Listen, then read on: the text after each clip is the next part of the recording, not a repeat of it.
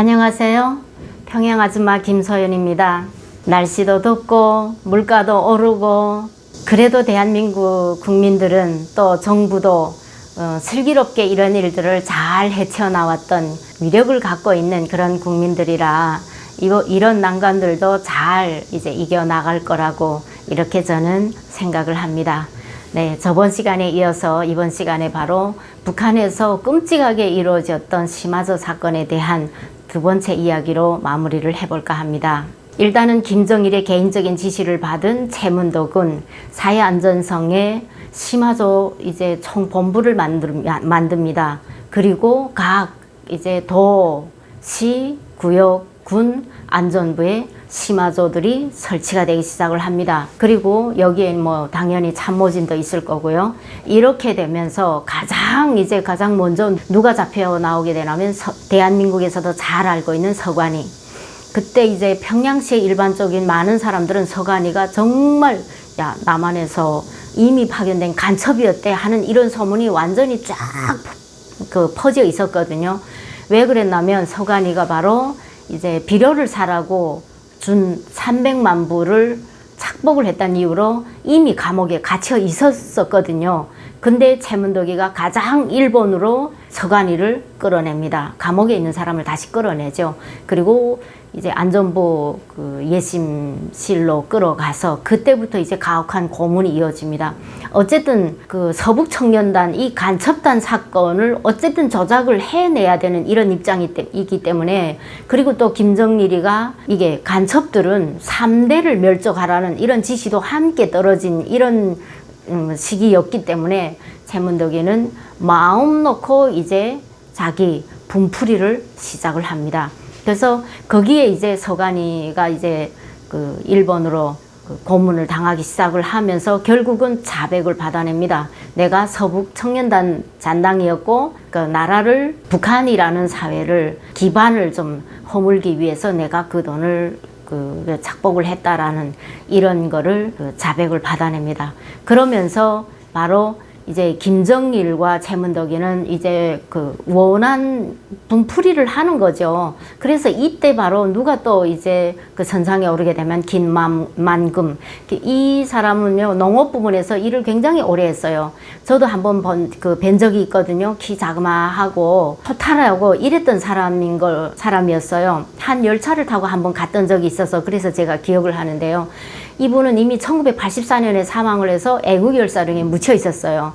이 집안은 김일성 있을 때부터 굉장히 많은 신임을 받았었고, 또 가족 자녀들도 거의 이제 고위층에서 일을 했었고, 왜냐면 6.25 때 김씨 일가의 무덤들을 다 파서 안전한 곳으로 옮겼고 뭐 이런 공적들이 있어서 김씨 일가하고는 굉장히 가까웠던 걸로 알고 있습니다. 그랬는데 김만금이도 바로 서북청년단 잔당이었다라는 거를 이제 서관을 통해서 인정을 하게끔 이렇게 자복을 받아내는 거죠. 실제는 그런 게 아니라는 걸 알면서도 이들은 아마 이렇게 조작을 했던 거로 알고 있습니다.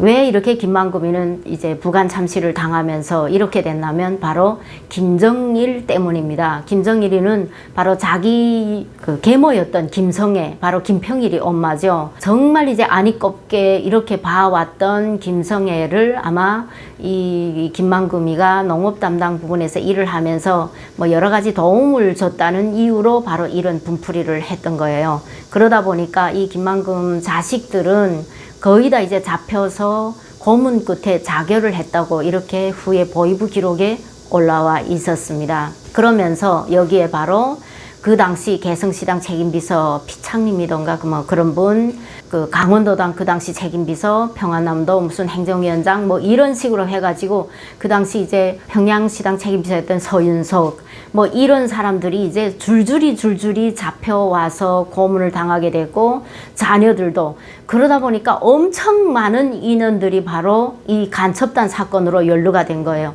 그런 가장 피해를 많이 봤던 지역이 어디냐면 황해남도 지역이었습니다.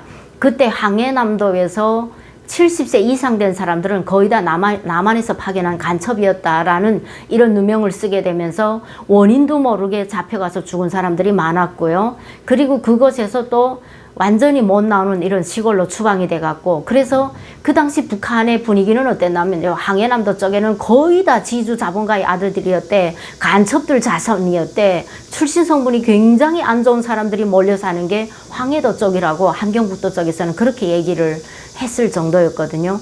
그리고 용성구역에서 지금 이제 처음으로 뭐 영추산에서 그 미국제 무슨 뭐 무기가 이게 발견되었다는 이런 이게 그 뉴스를 통해서 그걸 보여줬었거든요. 북한은 그 채널이 하나밖에 없는 거 잘 아시지 않습니까? 그건 국가가 모든 걸, 국가에서 모든 걸 설계하고 모든 걸 편집해서 내보내는 이런 공영방송입니다. 그런데 그곳에서 바로 이게 이런 곳에서 미군이 이 뭐 썼던 뭐 이런 수류탄이라든가 뭐 이게 무기라든가 이런 것들이 나왔다라고 공개를 했으니 거기에 연루된 사람들을 잡아야 될 거 아닙니까? 그러다 보니까 바로 용성구역에서 가장 많은 사람들이 잡히게 됩니다. 그러니까 황해남도와 용성구역에서 그 당시 70세 이상 된 사람들은 거의 다 이 사건에 연루가 돼서 간첩 혐의를 받고 이제 죽었거나 자살을 해서 이제 죽었거나 이게 총에 맞아 죽었거나 고문에 죽었거나 이렇게 되게 됩니다. 그야말로 평양시 자체가 완전히 끔찍하게 이루 말할 수 없었어요. 여기서 이제 가장 고물이었던 문성술, 그 당시 본부당 책임비서로 있었잖아요. 김일성 시절에 굉장히 이제 많이 믿어왔던. 그런데 김정일이도 그렇고 장성택이도 그렇고 이제 이 일을 꾸미면서 이제 문성술이 같은 게 참 눈에 든 가시 같았었거든요. 그러다 보니까 바로 이 문성술 같은 건 그렇게 지독한 고문 속에서도 절대로 이제 죽어도 굴복하지 않았고, 그러니까 이제 뭐라고 얘기했나, 너희들 이제 장군님께서 이걸 알게 되는 날이면 너희들 아마 가만두지 않을 거다. 막 고문을 받으면서도 아마 이렇게 했다라고 합니다.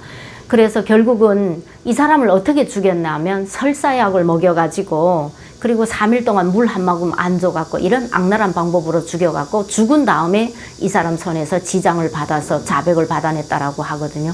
그때 이제 북한이 얼마나 오수선했습니까? 바로 최영애 사건, 그러니까 청년협지단 사건, 중앙사라청 사건 하면 최영애가 뭐 진짜 이 인간이 할 짓이 아닌 그런 짓들을 하면서 어린 여성들을 데려다가 막 치아를 다 뽑고 뭐 이러면서 중앙사라청 안에서 그때 부부장이 9명이가 됐었는데 7명이 뭐 처형됐거나 수용소 끌려갔거나 이렇게 됐었거든요. 그러니까 저희 친구도 남편이 그렇게 끌려가서 공개 처형 당했었어요.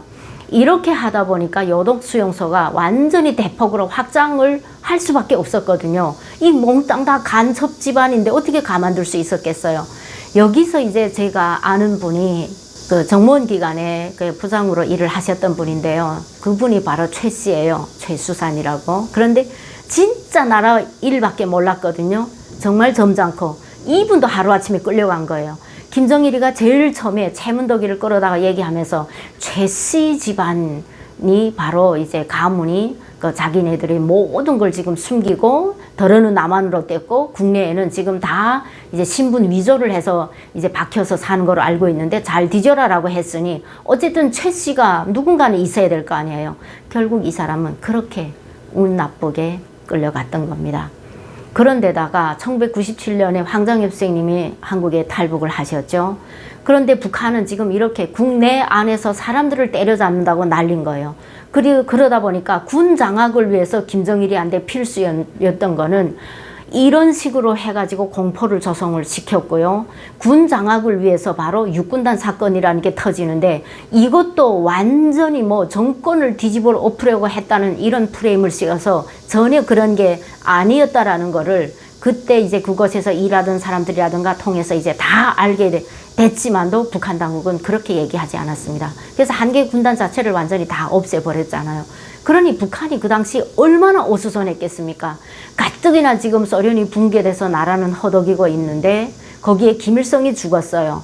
제 자리를 공고히 하겠다고 김정일이가 이런 연극들을 벌이고 있었던 그런 광란의 이런 광풍 속에서 북한 사람들은 그냥 공포에 떨고 살 수밖에 없었던 거죠. 이 사건을 2년 동안에 걸쳐서 바로 거의 한 2만 명 정도가 거의 다 숙청이 됐거나 수용소 끌려갔거나 이렇게 됩니다. 이래서 김정일이가 최문덕이한테 완전히 굉장한 상을 내렸고 그 당시 심화조에 그 참모장으로 있었던 사람이 김일성 훈장을 받았고, 이러면서 그 나라 전체가 완전히 김정일이 각본대로 거의 다 틀을 잡아가게 되자, 이렇게 될 때 이제 바로 평양시를 비롯해서 간부들이 수군덕거리기 시작을 합니다. 야, 그러면 국내에, 저도 그때 그런 얘기를 했었어요. 야, 참 불안하다. 이거 누굴 믿어야 되냐고. 저는 그 최수산이라는 그분이 이제 딱 잡혀간 다음에, 야, 도대체 이 세상에 믿을 사람이 어디 있냐. 2만 명이 넘는 사람들이 다 간첩이었고 했다면 북한이 여기까지 어떻게 올 수 있었겠냐. 이런 얘기가 저뿐 아니고요. 간부들 사이에서도 이제 입에서 입으로 이렇게 나가기 시작을 했습니다. 근데 이런 얘기들이 그러니까 은근히 이런 동향으로 모여져가지고 김정일이한테 올라가게 되자, 김정일이가 바로 어떻게 합니까? 사회 안전성이 지금 최문덕이 세상이 됐잖아요. 얘를 그냥 힘을 실어줄 수는 없는 노릇입니다. 이렇게 되니까 국가보위부와 보위사령부에 심화조 사건을 다시 재조사하라는 지시를 내립니다. 이 참 기가 막히죠.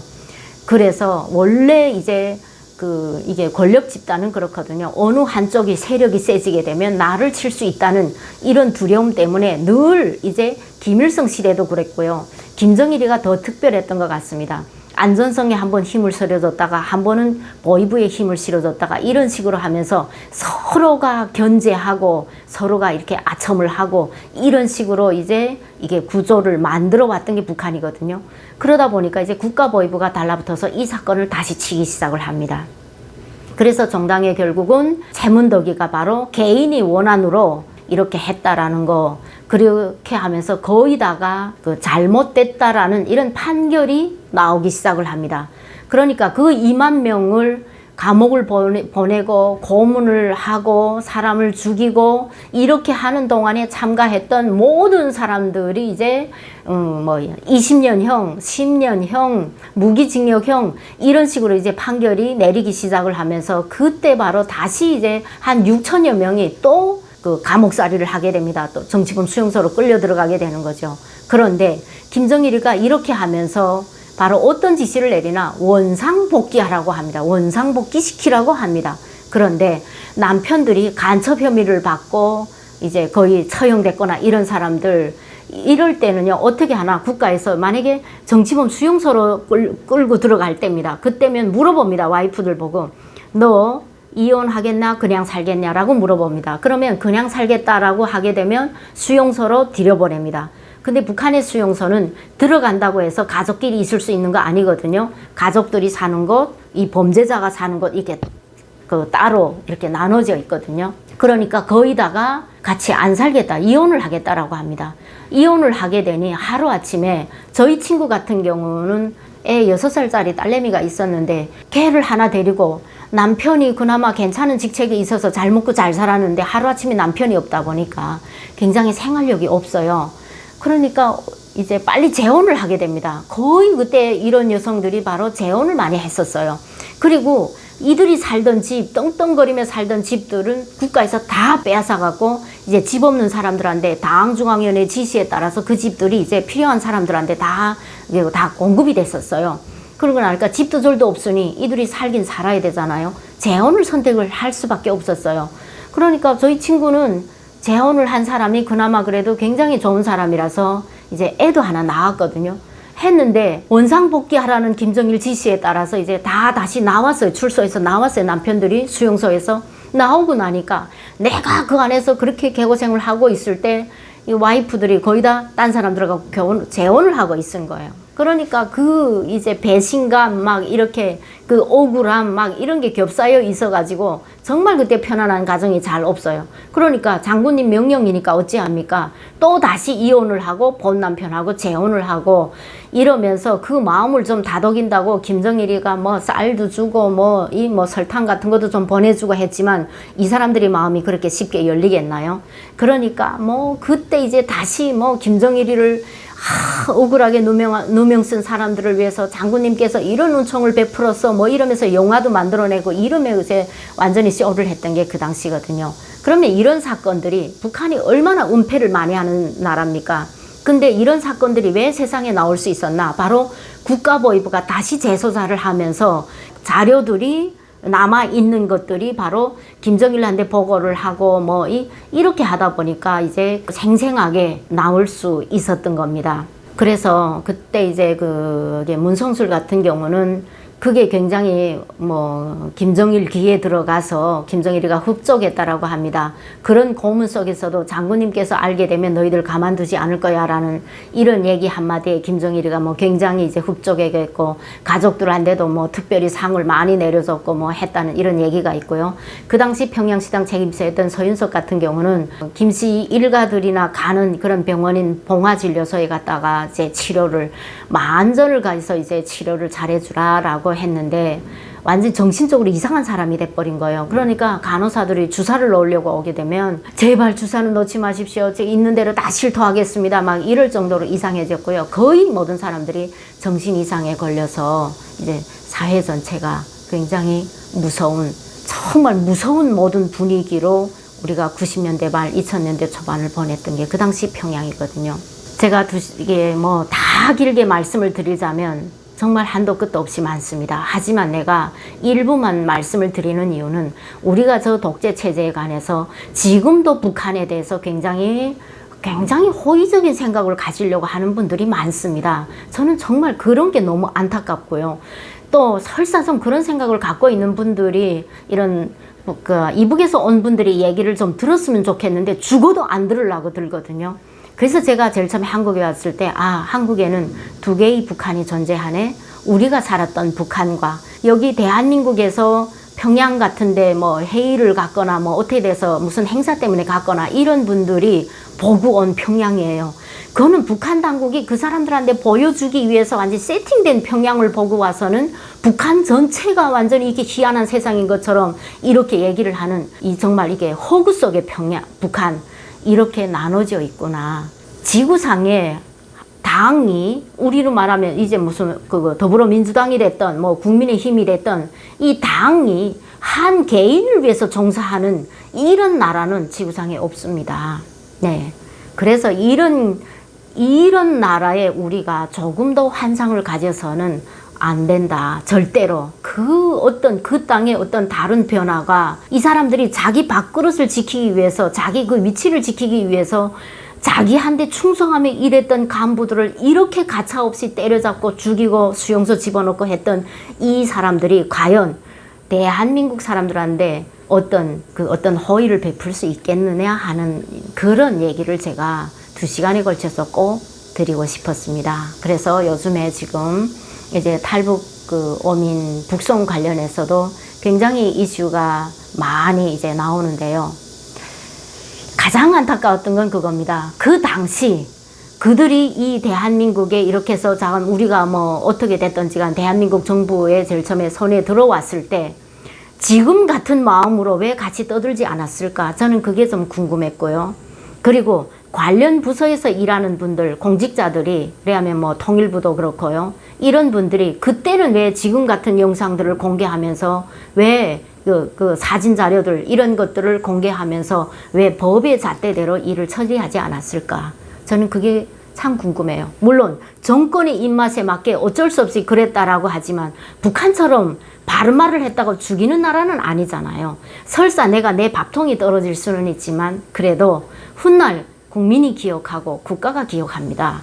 그러니까 저는 그가 어떤 사람들이든지 간에 어떤 정당이 집권했던지 간에 국가기관에서 일하는 분들의 어떤 정말 깨끗한 이런 내 소신을 가지고 일하는 이런 공무원들이 왜 없었을까? 그리고 그 당시 왜 그때 이미 그 청년들이 생명이 이 세상에 없어진 다음에 지금 와서 이게 떠드는지 그런 게 너무 안타깝다라는 얘기입니다. 그리고 왜 그 사람들을 잡아온다면은 아무것도 공개하지 않고 그렇게 서둘러서 실지 신문한 날짜는 하루밖에 안 된다라고 하거든요.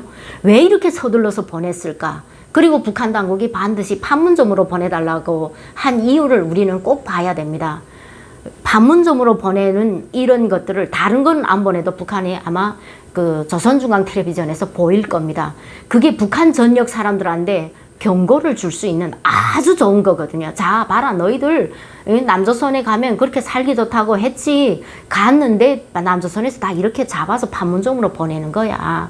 그러게 되면 다시 한번 탈북을 해서 내 희망을 찾아보려는 많은 사람들이 다시금 고민을 하게 되겠죠. 북한 당국은 이런 일석이조의 아마 효과를 노렸을 겁니다.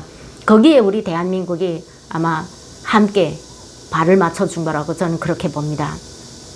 그래서 그렇게까지 하면서 남북 관계 때문에 그렇게 했다는 얘기를 참 많이 하는데요. 진짜 묻고 싶은 게 있어요. 그러면 그렇게 해서 남북 관계가 뭐가 좋아졌는지도 저는 해명이 돼야 된다고 합니다. 그렇게 생각을 해요. 왜? 우리 대표단들이 올라갔을 때 냉면이 목구멍에 넘어가냐. 그렇게 무시를 당하고도 우리 대한민국이 잭소리 한마디 못했어요. 현대에서 들어가서 건설한 금강산 관광지구, 저런 건물들을 몽땅 다 부숴버리라는 김정은 명령 한마디에 우리 측에서 들어가서 건설해놓은 모든 건물들 다 부숴버렸어요. 대한민국이 뭘 했죠?